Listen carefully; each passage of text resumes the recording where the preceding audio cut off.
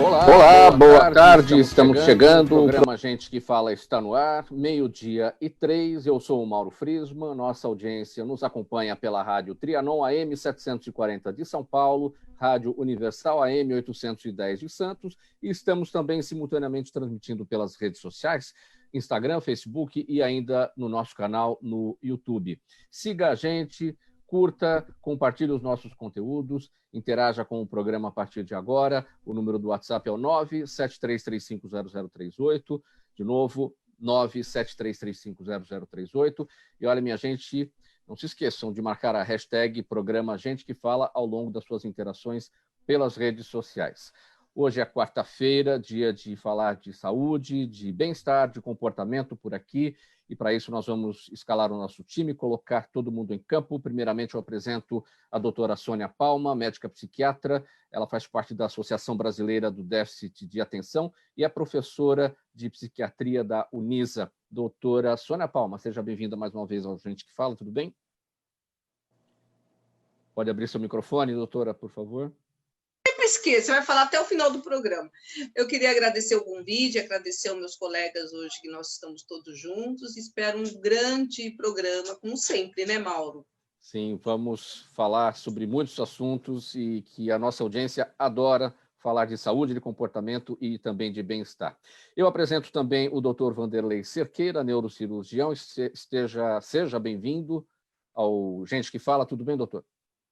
Tudo bem, boa tarde para vocês. Obrigado pelo convite. Espero contribuir com alguma informação da parte de neurologia e neurocirurgia também. Muito obrigado pela presença. Eu apresento também a esteticista Thaís Giraldelli. Ela é lash designer, a gente vai entender o que é essa função. Ela também é professora e palestrante. Seja bem-vinda, Thaís, tudo bem? Boa tarde, Mauro, tudo ótimo. Muito obrigada pelo convite. E ao longo da nossa conversa, eu vou contar um pouquinho o que é ser lash designer e por que está sendo tão importante agora. E fechando a nossa bancada de especialistas, doutora Yara Rezende, dermatologista. Ela é da Sociedade Brasileira de Dermatologia. Doutora Yara Rezende, tudo bem? Seja bem-vinda. Tudo bem, muito obrigada pelo convite. Estou muito feliz de estar participando. Espero que seja um bate-papo muito produtivo para todo mundo. Sim, 12:05, vamos ao nosso primeiro assunto. Ontem, o mundo todo vibrou com o início da vacinação contra a Covid-19 no Reino Unido. O país foi o primeiro a começar a imunizar sua população, mas toda a Europa adotará a mesma medida no mês de janeiro. E aqui no Brasil, que vê uma segunda onda da doença se agigantando, vê crescer também a probabilidade de que uma batalha política atrapalhe ainda mais os planos de vacinação. A troca de acusações durante todo o dia de ontem entre o governador de São Paulo, João Dória, e o ministro da Saúde, Eduardo Pazuello, apontam que, por aqui, quem já perdeu foi o paciente. Doutor Vanderlei, eu começo com você, me permita chamá-lo de você e não de senhor. Claro. Bom, como eu destaquei aqui no início da nota, o mundo vibrou ontem, né, com o início da vacinação no Reino Unido. A gente viu por lá o primeiro-ministro Boris Johnson indo ali para o local de vacinação, dar o seu apoio, elogiar todo o trabalho que estava sendo realizado e, de certa maneira, levar a conscientização para a população do Reino Unido sobre a importância da vacinação. Essa mensagem chega aqui no Brasil quando a gente tem farpas trocadas entre as autoridades. O brasileiro consegue perceber isso? Eu acho que o papel de comunicação que vocês têm da imprensa, e o mundo hoje está bem pequeno, hoje o mundo está na ponta dos dedos, qualquer coisa que acontece lá para o bem, ou até mesmo para o mal, rapidamente chega para cá. Então a esperança é grande. Não podemos esquecer que a Inglaterra é um país na física, na matemática, na própria medicina. Então, aquilo que eu estava conversando com você previamente, a vacina, a introdução da vacina começou na Inglaterra, onde havia uma doença chamada varíola, que era desde 1500 e pouco, que surgiu na Índia. Lá na Inglaterra, um médico chamado Edward Jenner, ele viu que tinha uma varíola do ser humano e uma varíola do gado, uma varíola bovina. Então, aquelas pessoas que tinham contato com um gado que tinham a varíola bovina, elas tinham uma forma mais atenuada, ou às vezes até não tinham a varíola humana. E aí ele, claro, que ele foi pesquisando, foi comparando e viu que alguma coisa de benéfico tinha nessa varíola bovina. Ele inoculou aquela pústula da varíola do gado no ser humano, o pôs em contato, e viu que esses seres humanos foram protegidos da varíola, que era uma forma mais grave, ou tinham a doença de uma forma mais branda. Não esquece que a varíola ela deixa marcas no corpo, marcas indeléveis, que não saem. Então, eu quero mostrar que a vacina, que corresponde ao termo gado, bovino, vem lá de vaca, por isso que vem vacina, também começou na Inglaterra. E olha que pioneirismo que eles estão tendo novamente nessa grande fase que nós estamos vivendo. Nós não vivemos a grande praga da Inglaterra, não vivemos outras guerras que eles participaram.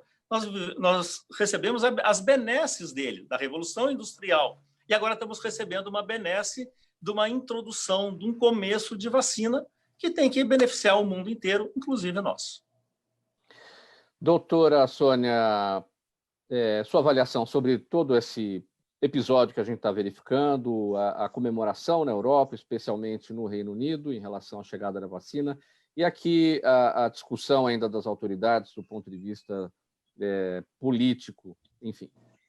Eu estava pensando até pegar um avião e ir para a Inglaterra, que já sou velhinha, já podia entrar na fila, né? Porque aqui nós temos, eu acho que é impossível que o Brasil não tenha condições de aplicar. Eu sei que tem questão de seringas, logística, mas nós somos um país grande, com muitos cientistas, muitas pessoas de logística, né? Eu acho que é o que você falou no começo, Mauro, que me entristece muito, que isso virou um palanque político, que eu não quero entrar no mérito aqui, né? Porque acho que não é o caso, mas é o que você falou, quem perde somos nós, quem perde é a saúde, né, os hospitais lotados, eu trabalho em um hospital, UTI lotadas, né, perdi recentemente uma amiga com Covid. Então, assim, quando bate na porta da gente, né, a gente realmente pega muito. E eu vou dizer para vocês, né, eu estou com bastante receio dessa segunda onda, eu acho que as pessoas têm que se cuidar, e vamos esperar que o grande exemplo da Inglaterra, como o doutor Vanderlei colocou, né, que é um país pioneiro em tudo, inspire os nossos políticos e eles deixem de lado um pouco a vaidade, mais a saúde, né? E é interessante todo esse histórico relatado aqui pelo Dr. Vanderlei inicialmente, contando sobre o início da vacina e como os ingleses são protagonistas, são pioneiros nisso, né? A própria vacina de Oxford, que fica na Inglaterra, Oxford fica na Inglaterra e que não está pronta ainda, está naquela fase final. Eles têm esse protagonismo, mesmo com a vacina sem estar pronta, eles já deram o pontapé inicial com outra vacina que não é deles. Uhum. Ou seja, eles te deixaram de lado um pouco a vaidade e a política e foram para a questão de saúde, né? Tanto é que essa vacina inicial não é feita nem na Inglaterra, é feita na Bélgica. Sim, justamente. Sem nenhuma vaidade. Sem nenhuma vaidade. Qual vaidade? E as outras vacinas? Os insumos vêm de onde? Vem da China. Qual a vaidade de ser lá na China? Sendo que os chineses produzem em grande quantidade, produzem ciências de uma forma muito boa e produzem de uma forma rápida. Então, também não tem que ter esse personalismo, esse bairrismo, essa coisa de que é o meu pedaço, é o meu queijo. Não pode. Isso tem que ser difundido para todos nós. Os cientistas chineses estão espalhados pelo mundo estudando, né? Eles estão em todos os países. Você vai num congresso, a maioria hoje dos cientistas que apresentam trabalhos vem da China, vem dos países orientais, ou seja, eles têm realmente um conhecimento e eles buscam isso, né? Vocês veem direitinho. Olha, a própria Covid, o primeiro caso que chamou a atenção foi lá no início de dezembro. Final de dezembro já estavam divulgando. Por isso que veio o nome Covid-19, em dezembro de 2019. Nós não podemos esquecer, só um outro pequeno detalhe, que a gente chama da doença hoje, da Covid, ou SARS-CoV-2, é que essa doença, o coronavírus não é de agora, ele já tem há muito tempo, desde 1930. Tem outras formas de coronavírus que causam gripes comuns, ou não causam sintomas leves. Tanto que esse se chama o novo coronavírus. Mas aí teve um coronavírus de 2003, que era o chamado SARS-CoV, que acometeu pessoas na China. Aí depois teve um chamado o MERS, que acometeu a Arábia Saudita. Então, esses dois que causaram doenças mataram um total de 10.500 pessoas. 10.500 pessoas. Aí veio o novo coronavírus, ou o SARS-CoV-2, que é esse. Só no Brasil já tem quase 180 mil mortos. Então, se aprendeu. Mas se aprendeu com os chineses também. Tá? Se aprendeu com os árabes também. Doutora se Yara, aprendeu hoje com todo mundo. Doutora Yara, a sua observação sobre todos esses fatos. Acredito que o Brasil tem muito, né, a acrescentar, e ele pode, sim, com a vacinação, ele pode, não vai ser, como diz a doutora Sônia, não vai ser barato, não vai ser fácil, mas a gente tem pessoas para conseguir. Acho que é muito importante. A segunda onda é real, ela está vindo com tudo. Eu também tenho contato em hospitais particulares de São Paulo, onde já não tem mais vaga. Então, a gente precisa prevenir e a gente precisa tomar os cuidados. E eu estou botando muita fé, acho que, quem sabe, essa vacina vai ser uma boa ideia para a gente conseguir controlar e voltar um pouco a economia, voltar um pouco os empregos, porque ainda tem muita coisa mexida. Como você disse no início, eu achei muito importante falar que nós somos privilegiados, nós somos mesmo. Mas ainda tem muita coisa para se organizar e melhorar. E essa vacina pode ser o pontapé inicial para o ano que vem.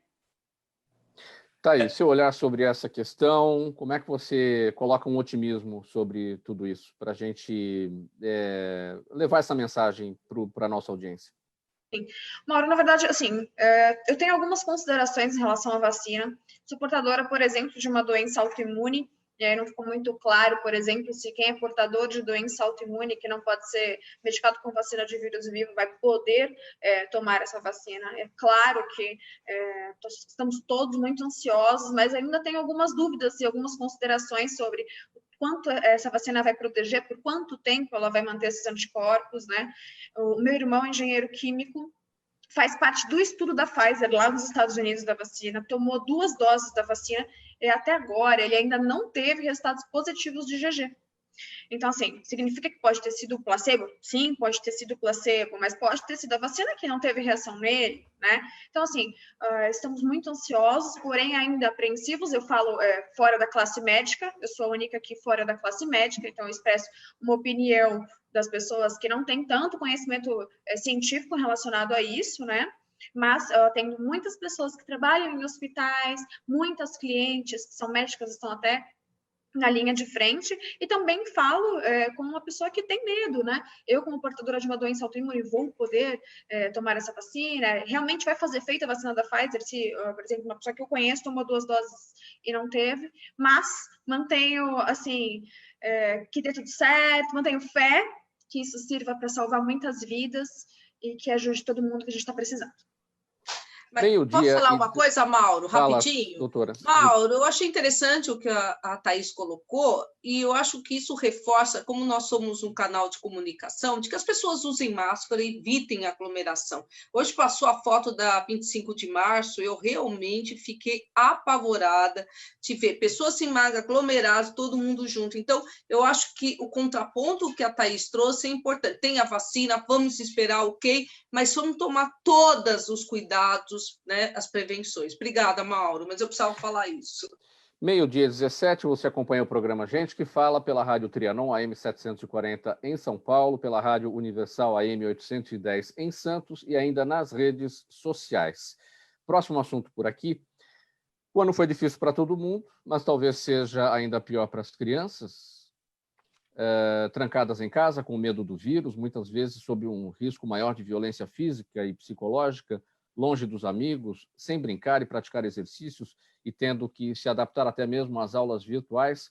Elas se encontram agora numa grande expectativa pelas férias, que são as férias mais aguardadas do que nunca, só que as férias não serão exatamente como nos planos, como aquilo que se pensou, e ainda podem trazer mais complicações com o avanço da Covid. E agora, doutora Sônia, como é que faz? Dentro de casa, de férias? Eu tenho a gente fala muito de doença, né? Eu tenho escrito um pouco nas minhas redes a partir da questão das férias, que elas têm que ser motivadas, né? Essas crianças viveram um período muito ruim, né? Poucas se adaptaram ao estudo online, né? Na verdade, a maioria foi passada, né, desse ano, né, para o próximo ano letivo, ficaram presas. Então, agora as férias, o que você pode fazer, né? E aí eu acho que precisa muito resgatar a questão dos pais. Os pais precisam, eu sei que eles trabalham, eu sei que eles têm, né? Mas fazer aí um movimento com essas crianças para elas não ficarem o dia inteiro na tela, né? Pulam do computador para o celular para o videogame, do videogame de novo, e aí começa o circuito de novo disso. Então, eu acho que assim, os pais resgatarem questões muito antigas, por exemplo, histórias infantis. Eu fiz uma live recentemente com uma contadora de história, que foi muito legal, ela mostrando para os pais a possibilidade deles lerem histórias, deles inventarem histórias. Aí alguém fala assim, não, mas eu tenho que trabalhar. Mas tem uma coisa fácil, Mauro, fácil, entre aspas, de fazer. Você pode propor alguma coisa para a criança à noite, de dia, enquanto os pais trabalham. Então, eles leem uma história à noite, de dia, essas crianças fazem desenhos, montam um teatrinho, fazem uma encenação, e à noite, quando os pais pararem de trabalhar, eles se apresentam para os pais. Né? Então, você vai trabalhar a imaginação, a criatividade, você vai trabalhar a questão de recursos, de vocabulário dessas crianças, você vai trabalhar a união familiar. Então, através do brincar dirigido, você consegue não só que essas crianças possam ter umas férias mais divertidas, como você pode estimular, que, aliás, esse ano foi muito ruim, a estimular a mente dessas crianças e afastá-la das telas, né? Então, esse é um exemplo, mas, assim, tem livros, vários livros, tem cantiga de roda, tem sessão pipoca, tem... Eu até coloquei num post uma questão que você pode aproveitar as férias, a necessidade, por exemplo, de entretê-las e fazer, por exemplo, um desfile de moda com as crianças. Elas aproveitam, escolhem as roupas que elas não querem mais e já doam. Então, sempre pensar numa brincadeira, num jeito de lidar com essas crianças que possa unir, então, a estimulação, a criatividade e o sossego também delas, e aproveitar, que elas possam aproveitar. Né? Então, tem aí, até no meu Instagram, tem até dica de livros para os pais lerem, que eles podem aproveitar agora nas férias. Ô, Sônia, eu posso fazer um comentário? Sim, doutor. Eu acho que isso é natural, as férias, está todo mundo pensando em férias, mas não podemos esquecer que essas crianças já estavam em férias há muito tempo. Elas estavam sem nenhuma atividade. E os pais estavam perdidos. Né? Aí voltou alguma coisa online, a criança ou a criança menor não tem essa capacidade que o adolescente, que o adulto mais jovem, ou até mesmo nós adultos temos com a tecnologia. Elas ficaram perdidas em casa. E os pais tendo que trabalhar. Não podemos esquecer que as crianças vão ter algumas férias escolares, mas os pais estão trabalhando mais ainda, trabalhando remotamente até 10 horas da noite, meia-noite. Então, às vezes, eles não vão, com quase certeza, eles não vão conseguir dar atenção adequada para as crianças. Claro que vão ter que se reinventar no ambiente familiar. Se está o pai presente, a mãe presente, reveza um ou outro. Mas esse lado de que vai ser umas férias também normal, não serão umas férias normais. Não serão férias normais, mas porque os pais... Não, esse incentivo é fundamental. Você está dando o caminho, você está dando as fórmulas, mas a realidade é outra. Então, Vanderlei, eu acho que é que nem a história das vacinas. Tem as vacinas, né? A mesma história, nada é perfeito. As férias não são perfeitas.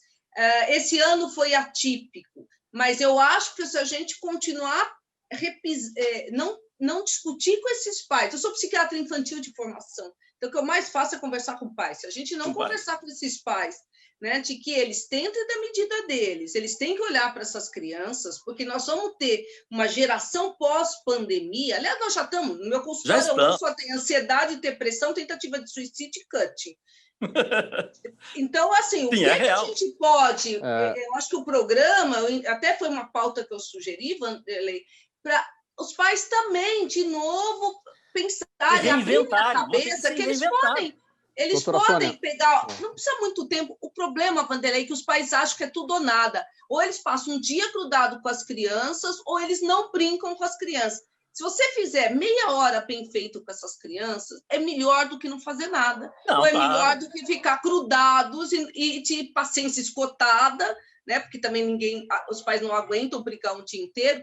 Então, o que eu estou querendo dizer é que os pais têm que começar a pensar fórmulas. Como a gente vai ter que pensar fórmulas para vacina? A gente vai, né? A questão da mesma questão, né? O perfeito não existe. Eu concordo com você, foi um ano extremamente atípico, mas as crianças estão sofrendo muito. E se esses pais não olharem para essas crianças... E nas férias, Mauro, era muito comum delegar para professores de entretenimento, acampamentos, mandar a criança para casa de outros parentes. Os pais vão ter que assumir hoje em dia isso. Essa tarefa, eles vão ter que reinventar. Não adianta terceirizar o problema mais hoje. A coisa é séria. Doutora então, Sônia, eles vão ter os problemas pós-pandemia, pós-Covid. Doutora Sônia, e os pais que, digamos, estão com algum grau de ansiedade, porque estão dentro de casa, trabalhando dentro de casa durante o ano todo, estiveram na companhia dos filhos enquanto eles estavam aí durante as aulas virtualmente, eles vão ter que, claro, se reinventar, os pais, né, na criação dessas brincadeiras, como você apontou o caminho das pedras, mas antes disso eles têm que lidar com a própria ansiedade, que pode atrapalhar esse processo de criação dessas novas brincadeiras. Mas, Mauro, eu acho assim, tem dois níveis de ansiedade. Tem uma ansiedade que, quando eu percebo dos pais que está atingindo um nível mais patológico, ou seja, um transtorno ansioso, eu acredito que esses pais têm que procurar uma ajuda médica.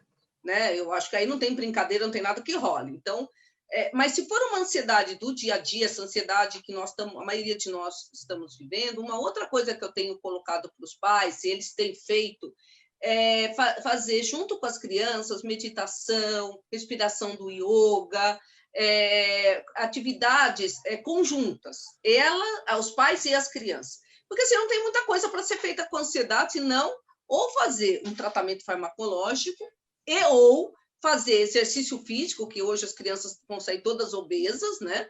Porque elas não fazem mais exercício, mas exercício físico melhora a ansiedade.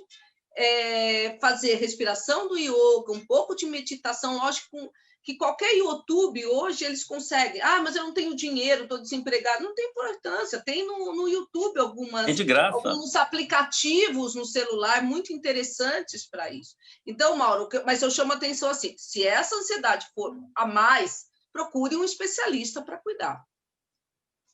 Doutora Yara, chega no seu consultório, na sua área de dermatologia, chegam no seu consultório, na sua área de dermatologia, problemas relacionados com toda essa situação de isolamento social, de estresse, se refletindo sobre a parte da pele?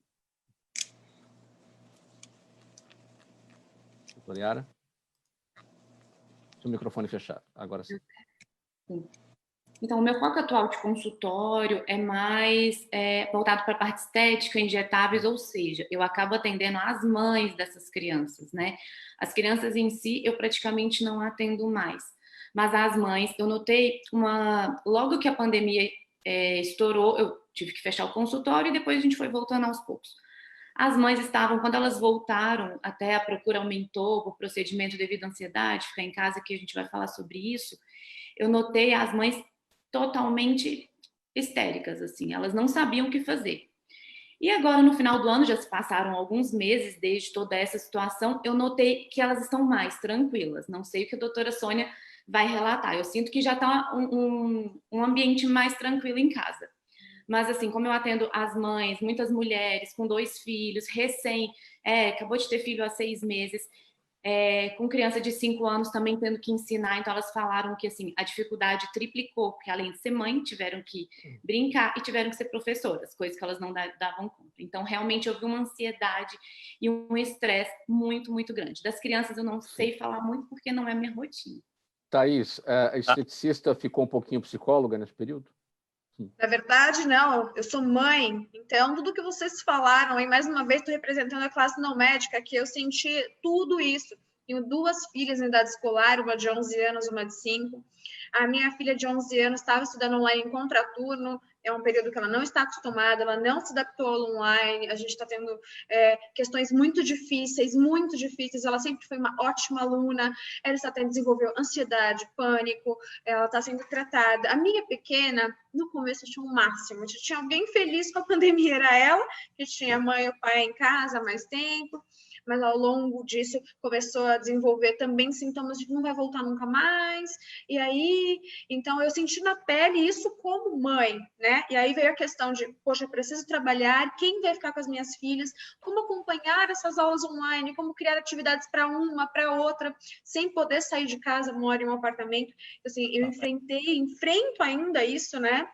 Lógico que depois de tanto tempo a gente acaba criando uma rotina, se adaptando um pouco, mas não que seja fácil. Eu espero mesmo que ano que vem as coisas se normalizem, que possa ter retorno às aulas para a saúde mental dessas crianças, da minha, inclusive. Eu vou fazer uma pergunta para você, Thaís. Você tendo que sair para trabalhar, o número de ligações da sua filha para você, para ajudar o problema da escola, não foi muito maior? Muito. Assim, na Caía verdade... a internet, ela não sabia resolver o problema sozinho. É isso que eu quero voltar para a Sônia novamente. Tá? É difícil para os pais. Essa fórmula, vamos fazer tudo. Vamos fazer... Isso que você está falando, que você falou, Sônia, é perfeito. Mas, na prática, está a Thaís aí de frente para falar para você. Ela não, com certeza, você não se concentrou tão bem no seu trabalho, porque alguém da sua casa, uma ou outra filha, ligava várias vezes para você. Você não estava no presencial com ela. Então, eu falo isso, que os pais têm que sair para ganhar a vida, têm que sair para trabalhar. Tá? Pessoal, vamos... É difícil. Com ou sem férias, o problema vai continuar do mesmo jeito. Pessoal, vamos seguir aqui para o nosso próximo assunto, nessa edição do programa Gente que Fala, 12h30 agora, o nosso tempo está passando. Olha, o acidente vascular cerebral é a doença que mais mata no mundo e mesmo quando não leva ao óbito, pode deixar graves sequelas. Após muitos casos recentes com pessoas famosas, o assunto da doença veio à tona, as dúvidas cresceram e as pessoas passaram a tentar entender como ela funciona. E apesar de ser mais comum nos idosos, o AVC vem atingindo cada vez pessoas mais jovens, principalmente devido ao estilo de vida de cada um. Qual que é a prevalência, doutor Vanderlei, nos jovens em relação ao AVC? Bom, vamos fazer só uma pequena sequência. O AVC significa aquela interrupção de sangue numa região do cérebro, numa área do cérebro, ou na parte superficial, ou profunda, ou anterior, ou posterior. Existem alguns tipos de AVC. Existe o AVC isquêmico, que é a isquemia, ou seja, não chega sangue. E existe o AVC hemorrágico, aquele que uma artéria rompe e, eventualmente, extravasa numa região do cérebro. E existe o que chama-se ataque isquêmico transitório. É aquele aviso, é aquele sintoma que o paciente tem, que dura geralmente menos de 5 minutos, e que é um aviso de que pode ter algum problema. A grande preocupação é que os AVCs acometem mais homens acima de 55 anos, eventualmente, a gente sabe que predomina nos afrodescendentes, tá? Agora tem que se preocupar com os fatores que podem levar a isso. Primeiro, um dos fatores que está muito em moda hoje, sedentarismo, sobrepeso, hipertensão, diabetes mellitus, aumento de colesterol e outras doenças. Tá? O estresse também. Então, esses são fatores que podem levar ao AVC. E o que é o AVC? É uma interrupção de um vaso ou um estreitamento de um vaso que não vai levar sangue adequado no cérebro. E o cérebro tem que extrair oxigênio e glicose em 100%. E aí eu vou ter um dano cerebral. Se eu tiver um dano cerebral, eu posso ter uma manifestação neurológica. As 3 manifestações que nós nos preocupamos são os chamados 3 Fs. A fala, a força e, eventualmente, o equilíbrio também. Tá? Mas nós não podemos esquecer que quando você tem dificuldade de força, dificuldade da fala, você tem que agir rápido. ter um diagnóstico rápido, ou ter uma consciência rápida do problema. Por isso, preocupar em fazer esse atendimento para evitar sequelas definitivas. Porque a partir do momento que você tem uma sequela, você vai comprometer não só o paciente, mas a família como um todo. Porque a família tem que parar muitas atividades para cuidar desse paciente. Tá? O caminho é mudança de estilo de vida, sempre. Sempre, desde uma dieta, mudar a dieta também. Dieta, controlar a pressão, controlar colesterol, fazer uma prática esportiva, tudo vai ser importante. Você está prevenindo. Saber se tem história familiar ou não. Né?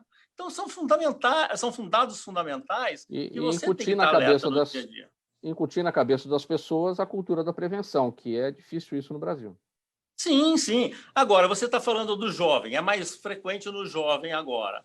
É mais frequente no jovem porque, principalmente nas mulheres mais jovens, que elas fazem uso de anticoncepcional, às vezes têm um certo sobrepeso e tem o tabagismo junto, ou algum tabagismo ou algum alcoolismo. São todos fatores nos jovens para ter AVC. E, principalmente no jovem, uso de drogas ilícitas. Então, tem que ter um cuidado grande para não ter esse problema.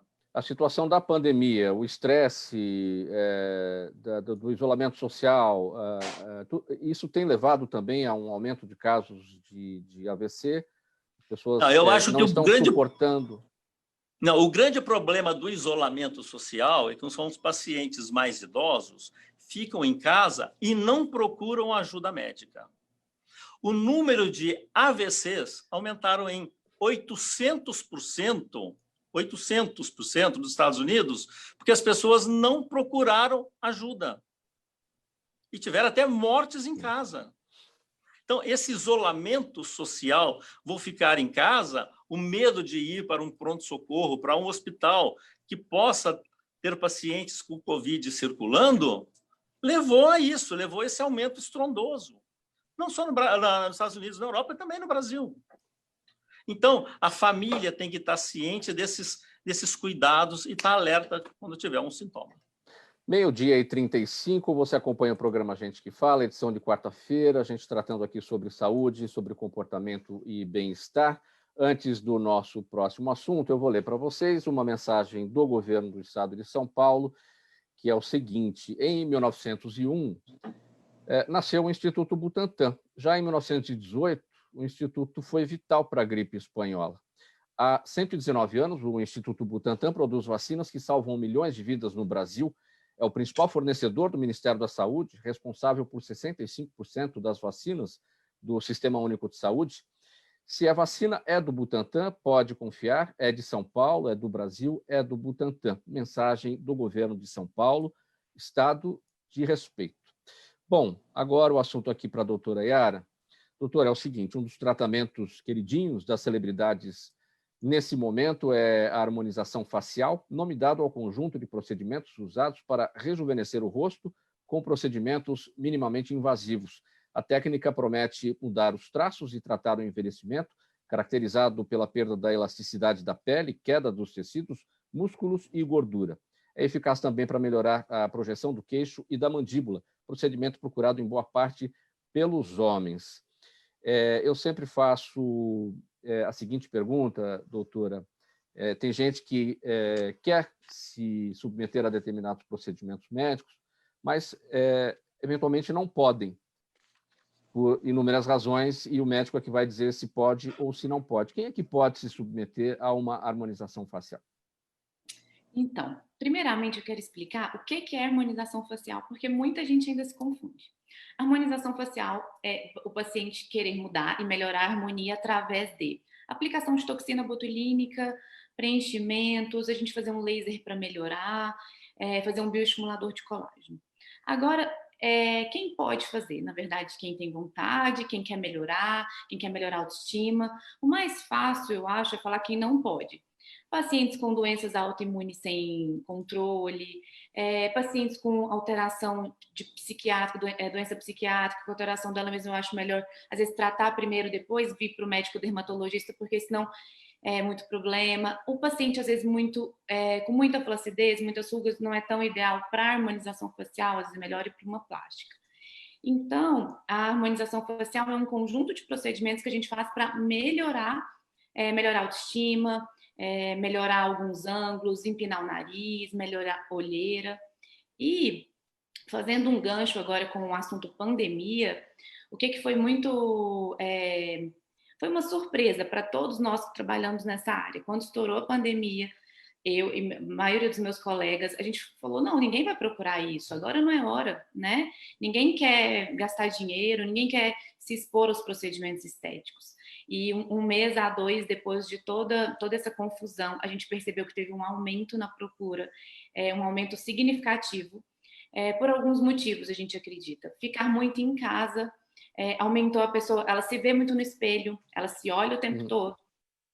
E nisso, ela chega no seu consultório, doutora, tem coisas que eu nunca vi. Eu cheguei a ouvir de pacientes do tipo, eu não era assim ano passado, eu envelheci 15 anos em um ano. Não é, gente, isso não existe. Isso é realmente porque a pessoa começou a se ver mais, a ter tempo para isso, né? Selfies, hoje em dia todo mundo, a gente faz selfie o tempo todo. E a selfie te mostra os seus ângulos o tempo todo, te mostra o seu pior ângulo e o seu melhor ângulo. Então, isso que estamos fazendo agora aqui, a videoconferência, todo mundo se vendo. Exatamente. Muitas empresas não faziam Zoom.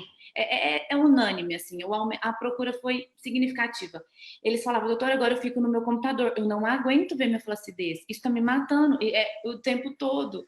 Então, daqui a pouco a Thaís vai falar que também trabalha com isso, que com certeza melhorou muito a procura pelos procedimentos. E teve outro ponto que eu tenho refletido muito esse ano, que eu falei, gente, como que pode a procura ter aumentado tanto? Viagens. As viagens foram canceladas, as festas foram canceladas, ou seja, sobrou uma questão financeira também para investir em você mesmo, né? Então, todo mundo que ia fazer viagem para a Europa e tudo mais não vai mais, decidiu investir, decidiu melhorar sua autoestima, decidiu fazer plástica, às vezes, que não estava programado.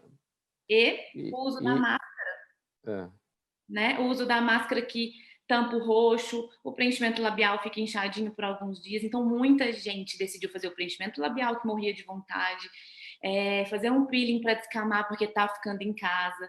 Então, vários fatores ajudaram na procura e muita gente, deu um boom essa área e está todo mundo se cuidando mais. Yara, posso fazer uma pergunta ou uma afirmação ao mesmo tempo? Acho que é a mesma pergunta que eu ia fazer. Vamos lá, vamos ver se coincide. A conversa com o espelho foi mais frequente. Foi. Muito mais. O diálogo com o espelho foi muito mais frequente. Esquece um pouco o celular, esquece o computador. Né? O homem, a hora de fazer barba, a mulher para se cuidar. Eu acho que o diálogo com o espelho foi muito maior durante o dia do que a gente ter aquela conversa com o travesseiro durante a noite. A minha pergunta é no sentido do seguinte, doutora Yara, se nós homens, a gente também passou a olhar no espelho, nossa, que horror. A procura por procedimentos estéticos dos homens já tinha aumentado, mas está muito maior agora. Os homens estão se aceitando muito mais, marcar um pouco o ângulo de mandíbula, que traz muito mais virilidade, masculinidade. O Instagram, agora todo mundo foi para o Instagram. Quem já não estava, agora foi. Assim, o Instagram, então, exatamente. O Instagram te deixa exposto o tempo todo mundo quer estar bem. São filtros o tempo todo, uma busca incessante pela pele perfeita. Então, assim, tá todo mundo muito mais exposto, dando cara a tapa, e todo mundo quer estar na sua melhor versão. E a procura foi muito maior. Ou seja, o que a gente sabe de filtro no Instagram e em outros aplicativos, a harmonização facial é o filtro real, é para valer. É o filtro real. E os filtros do Instagram, eles aumentam o nariz, afina o nariz, aumenta a boca. Então, o paciente vai lá, tira a selfie e traz para mim, fala, eu quero isso. E a gente tenta, né, deixar o melhor que a gente consegue. Tá, eu quero botar a Thaís na conversa, mas já dentro do tema que ela vai falar também, Thaís, eu vou ler aqui, olha, em tempos de pandemia e o uso de máscaras cobrindo a maior parte do rosto, os olhos ganharam ainda mais importância e por isso os procedimentos estéticos nessa região têm sido muito procurados. Entre correções de sobrancelhas e micropigmentações, ganha destaque o Lash Design, um projeto especial para os cílios, baseado não só no processo de colagem e alongamento mas também focado em biossegurança, visagismo, mapeamento do olhar, tricologia e toda a parte química. Então, estamos falando aqui de lash design. Isso é um trabalho voltado para os cílios, Thaís. E aí você emenda aí nas questões anteriores relacionadas com a dermatologia. Sim. Na verdade, inclusive, sou paciente da doutora Yara, faço todos os procedimentos que ela disse, também fui uma das que passei mais tempo com o espelho, né? Ela também me ajuda em todos esses fatores, que ela é maravilhosa. Parece incoerente, né? Num momento tão conturbado, as pessoas se preocuparem com estética, se preocuparem com extensão de cílios. Por quê, né? Parece incoerente, num momento tão grave, só que não, porque autoestima, ela é muito importante. Acho que a doutora Sônia até depois pode até concordar comigo, porque as pessoas estão passando muito tempo em casa, elas não estão se cuidando, elas ficaram um longo tempo sem fazer nada de estética, sem ir ao cabeleireiro. Então, elas tiveram um choque de realidade. Com a máscara agora, cobrindo a maior parte do rosto, a gente usa essa frase bastante agora, que a gente dá destaque para a beleza dessa mulher, são os olhos. A gente faz extensão de cílios, a gente já fazia, eu trabalho com extensão de cílios há 6 anos, sou uma das pioneiras no Brasil. Dou palestra, sou professora da técnica, né? Que começou muito pequenininha e se difundiu muito. Hoje em dia é difícil achar uma mulher que não use extensão de cílios, né? Então, mesmo que não tenham festas, eventos, essas mulheres estão fazendo isso para si, para conseguir se olhar no espelho, para conseguir se ver melhor, para não ir para a reunião do Zoom, para não fazer qualquer interação pessoal e não se sentir tão caída, porque com a máscara ela não consegue nem passar um batom, nada disso. A gente tem um procedimento que chama micropigmentação labial, que são batons micropigmentados que não saem. Então, isso na época da máscara também ajuda, porque não vai ficar borrando tudo, né? Então, elas procuraram algumas opções que elas pudessem investir e melhorar a autoestima, que já está muito delicada, muito debilitada nesse período. Então, para incentivar isso. Então, pode parecer incoerente, poxa, ela vai se arriscar, ela vai até o salão para fazer um procedimento que não tem necessidade, tem muita necessidade, senão ela não consegue se encarar, isso vai fazer com que ela se ajude, né? Cuidar da autoestima é atemporal. Então, a gente criou vários protocolos aqui no meu estúdio, uma cliente por horário, uma cliente por marca, uma sala enorme, bem ventilada, todos os protocolos de segurança necessários, que, aliás, eu mudei muito pouco, porque eu já tinha todos esses cuidados antes, né? Então, como a doutora Yara falou, a gente troca procedimentos, inclusive, eu faço nela, ela faz em mim, a gente tem o mesmo público, a gente entende que, apesar do medo dessas pessoas de serem contaminadas, de tudo, elas não querem deixar de se cuidar.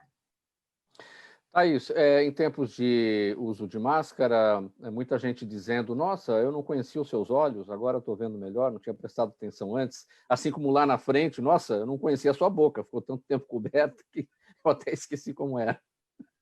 Exatamente.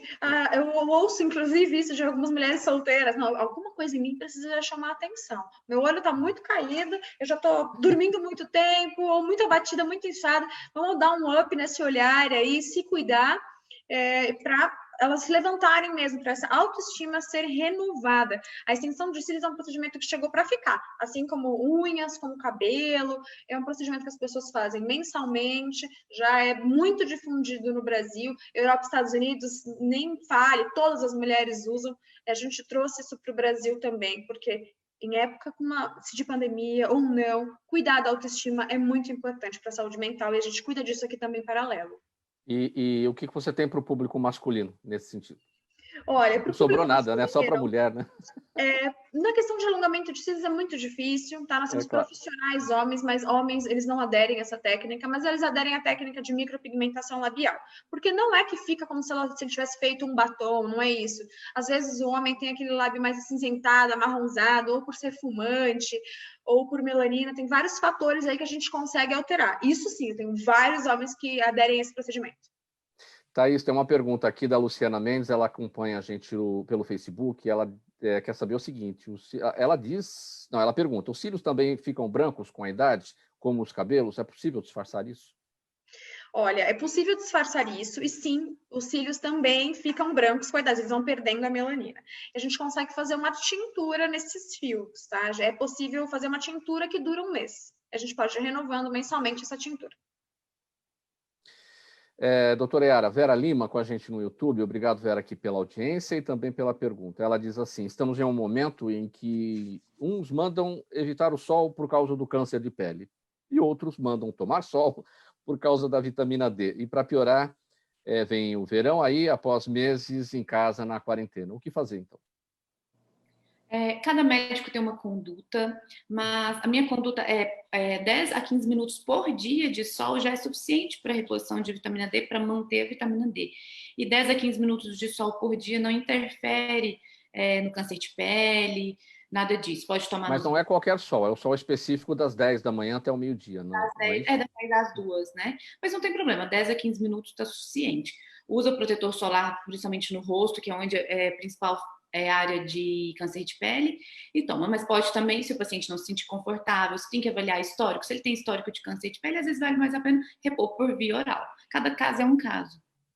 Mauro, eu só quero contribuir um pouquinho a favor da vitamina, do sol, tá? É importantíssimo a parte de vitamina D para os pacientes neurológicos e neurocirúrgicos e nas doenças sistêmicas em geral, principalmente para prevenir a osteoporose, tomar vitamina D e ficar exposto ao sol. E principalmente para a parte cognitiva. Tem vários e vários pacientes, várias e várias mulheres com déficit de vitamina D, os homens também, com alterações de memórias importantes. E às vezes não foram também, habituados. Né, doutor Vanderlei? E de humor também. E de humor também. De humor também. Aí vai levar a todas as consequências de uma demência. Alteração de humor, depressão, um pouco contato social. Então, o sol, como ela falou, a Yara, depende de médico para médico, não. Eu sou a favor da vitamina D e a exposição ao sol. Mas claro que com moderação. Eu quero complementar aqui o que a Vera Lima perguntou para a doutora Yara. A dúvida é a seguinte, doutora. Se a pessoa precisa tomar sol porque ela precisa repor vitamina D, aliás, toma já suplemento de vitamina D para essa reposição, e aí tem essa questão, como a Vera Lima falou, evitar o sol por causa do câncer de pele. Aí você vai e usa o protetor solar. O protetor solar não vai inibir essa necessidade da exposição ao sol para a reposição da vitamina D? Como é que a gente equilibra? Assim, a gente pode passar o protetor solar no rosto, que é onde a maioria do câncer de pele se dá em nariz, pálpebra, pescoço, e expor o corpo, né? Também ao sol, pode tomar nos braços, pernas, por alguns minutos, não tem problema. Sendo esse sol recomendado, né, desse período. Eu sou a favor, eu sou uma médica tranquila. Vamos tomar vitamina D, expor um pouco ao sol. E não, o câncer não é por 15 minutos, todo mundo expõe um pouco ao sol, não é só por isso. Logicamente, uma pessoa que teve 5 cânceres de pele, a gente vai tomar uma conduta diferente, mas que não é a maioria. Cada caso é um caso. Fala, doutora Sônia. Puxando um pouco a conversa para que eu vim falar, eu acho que, por exemplo, essa coisa de tomar sol pode ser pode ser até um momento familiar, né?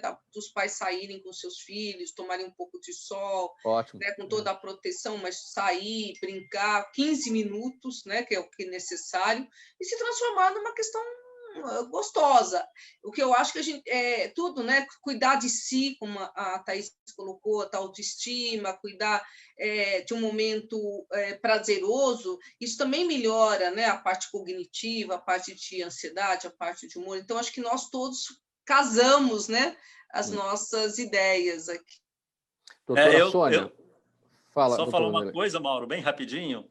Eu, como opero muito pacientes de crânio, tá? Ou até mesmo coluna cervical, eu sempre peço para os pacientes protegerem, porque para não reforçar a cicatriz, para a cicatriz não ficar hiperpigmentada. Então, vai tomar sol com toda a proteção, põe um chapéu, põe um boné, põe um lenço, principalmente as mulheres que operam as colunas cervicais devido a hérnias de disco, põe um lenço e sai, vai passear, vai para o parque, vai para a rua, vai em torno da casa, se possível for, nesses períodos agora.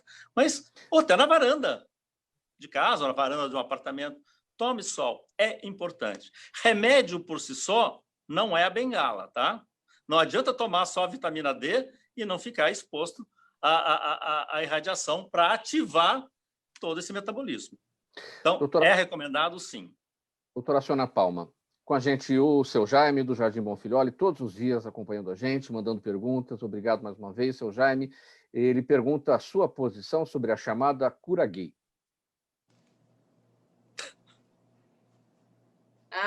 Esse é um outro programa, né? É um outro programa. Aliás, hoje eu vou fazer uma live sobre isso, a questão dos trans adolescentes, né? Eu tenho um convidado hoje para falar sobre isso. Na verdade, é uma discussão muito complicada, não existe uma cura gay, né? As pessoas têm o seu sexo biológico e tem aquele sexo com aquele gênero com que ele se identifica. Né? O que precisa tratar é quando isso vira uma disforia de gênero, onde o adolescente, o adulto, sofre por não conseguir lidar com essa situação.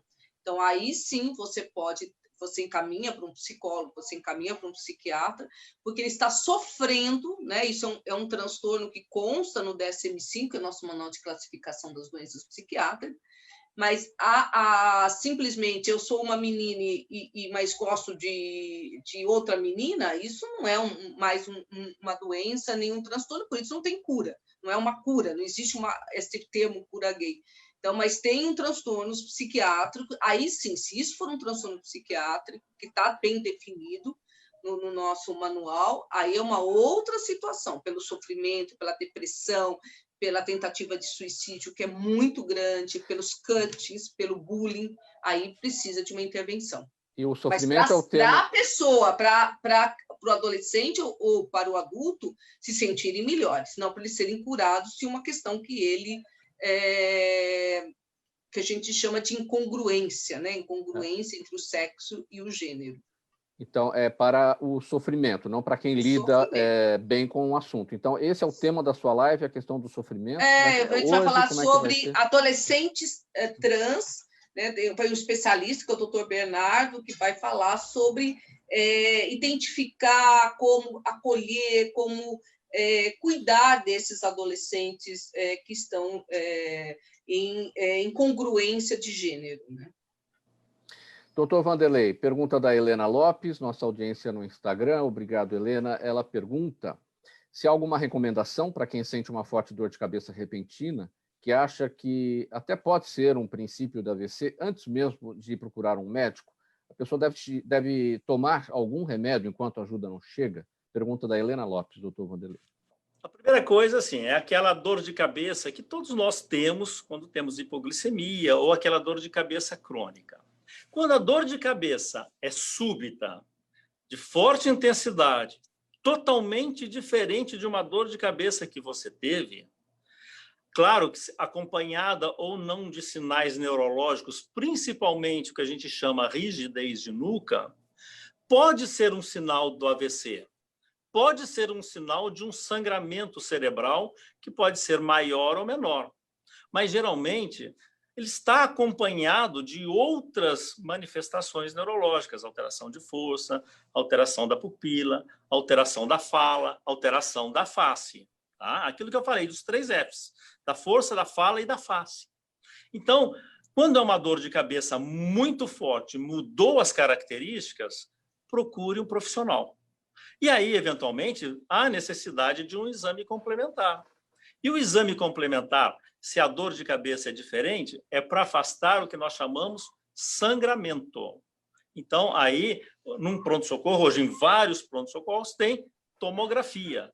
É o primeiro exame para afastar algum sangramento cerebral. Mas, às vezes, você pode ter uma dor de cabeça súbita e, às vezes, não ter nada disso. Sim. Mas tem que estar alerta. Chamou a atenção, acompanhada de alguma sonolência, náuseas, vômitos, a rigidez de nuca, procurar um profissional. E hoje em dia, nessa período de Covid-19, mais ainda, porque existe o AVC associado à doença Covid, tá? Que são a obstrução de algumas artérias cerebrais, ou menores ou maiores, devido à inflamação que acontece. Doutor Vanderlei, o senhor está com a palavra, ou você está com a palavra. Vamos partir para o encerramento. Sua despedida, bem brevemente. Sua mensagem final. Bom, eu agradeço a participação de todos vocês. O assunto neurologia e neurocirurgia ele é complexo, é extenso, mas ele é imbricado com tudo, tá? É no dia a dia. Não podemos esquecer que a população está envelhecendo. Quanto mais idosa é a população, mais doenças nós vamos ter, mais doenças cardiovasculares e cerebrovasculares. Então, temos que ficar atento a tudo isso. Doutora Sônia, a sua palavra final, bem rapidinho. Eu queria agradecer mais uma vez o convite, né? E quero deixar aí uma mensagem de que a gente não pode ficar tão pessimista na vida, né? Porque senão nós vamos aumentar a nossa depressão, ansiedade, os AVCs, que tem questões aí, muitas vezes, né, emocionais. E desejar a todos aí um Feliz Natal, um Feliz Ano Novo, e mais uma vez, obrigada pela presença, né? Por me convidarem e por poder participar desse grupo muito bom que foi hoje. Obrigada, Mauro. Obrigado, doutora Sônia Palma. Agora, a doutora Yara Rezende, sua palavra final. Quero agradecer o convite, foi muito bom. A mensagem é para todo mundo tem que se cuidar, que é muito bom ter uma autoestima elevada, a gente se sente bem. Desejar um feliz ano novo para todo mundo e 2021 que seja um ano de muita prosperidade, muito sucesso para todos nós.